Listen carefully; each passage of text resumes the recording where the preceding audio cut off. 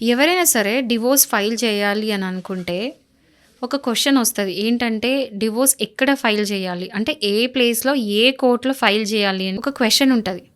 So, దానికి ఏంటంటే మీరు 3 రకాల ప్లేసెస్‌లో మీరు డివోర్స్ కేస్ అనేది ఫైల్ చేయొచ్చు. ఫస్ట్ వచ్చేసి మీ పెళ్ళెక్కడైంది? మీ పెళ్ళైన ప్లేస్ ఎక్కడైతుందో ఆ ప్లేస్‌కి దగ్గరలో ఉన్న కోర్ట్, ఆ జ్యూరిస్డిక్షన్‌లో వచ్చిన కోర్ట్‌లో మీ డివోర్స్ అనేది ఫైల్ చేయొచ్చు. అండ్ రెండోదొచ్చేసి ఇప్పుడు ఎవరైతే డివోర్స్ ఫైల్ చేయబోతున్నారో అంటే పిటిషనర్ వచ్చి ఏ ప్లేస్‌లో ఉన్నారో ఆ ప్లేస్‌కి దగ్గరలో ఉన్న కోర్ట్‌లో ఆ జ్యూరిస్డిక్షన్‌లో వేయొచ్చు. Or third one, wife and husband కలిసి ఉన్న లాస్ట్ ప్లేస్, ఆ ప్లేస్ రెసిడెన్స్ ఏ అడ్రస్ అయితుందో ఆ అడ్రస్‌కి సంబంధించిన దగ్గరలో ఉన్న కోర్ట్ జ్యూరిస్డిక్షన్‌లో ఆ కేస్ అనేది ఫైల్ చేయొచ్చు. సో, వీటన్నిటికి కూడా మీరు ఒక ప్రూఫ్ ఇవ్వాలి.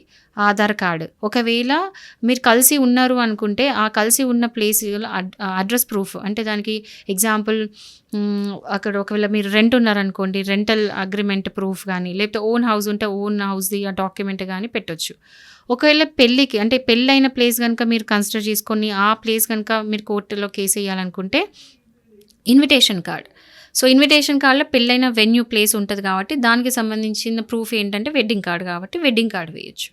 లేదు ఒకవేళ పిటిషనర్ ఎక్కడైతే నివసిస్తుందో ఆ ప్లేస్‌కి సంబంధించిన జ్యూరిస్డిక్షన్‌లో వేయాలంటే అక్కడున్న ఆ ప్లేస్ ఉన్న ప్రూఫ్ ఆధార్ కార్డ్‌తో కోర్ట్‌లో కేస్ అనేది వేయొచ్చు. సో, ఈ 3 ప్లేసెస్‌లో డివోర్స్ అనేది ఫైల్ చేయొచ్చు.